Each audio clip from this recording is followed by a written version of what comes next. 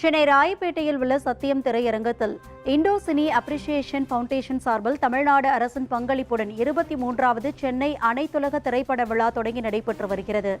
திரைப்பட விழாவினை செய்தித்துறை அமைச்சர் சாமிநாதன், மூத்த திரைப்பட நடிகை சிம்ரன் ஆகியோர் பங்கேற்று தொடங்கி வைத்தனர். ஐஸ்வர்யா ரஜினிகாந்த் கௌரவ விருந்தினராக கலந்து கொண்டார். வரும் 18ஆம் நாள் வரை 8 நாட்கள் நடைபெறும் திரைப்பட விழாவில் 51 நாடுகளை சார்ந்த 122 திரைப்படங்கள் ஒளிபரப்பப்பட உள்ளது. டூரிஸ்ட் ஃபேமிலி, பறந்து போ, மாயக்கூத்து, படையப்பா உள்ளிட்ட 12 தமிழ் திரைப்படங்கள் ஒளிபரப்பப்பட உள்ளது.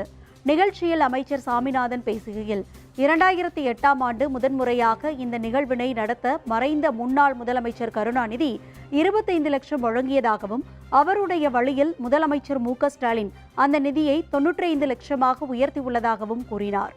திரைப்படத்துறைக்கும் திராவிட இயக்கத்திற்கும் உள்ள உறவினை முறிக்க முடியாது எனவும், அரசு தொடர்ந்து திரைத்துறைக்கு உறுதுணையாகவே இருக்கும் எனவும் தெரிவித்தார்.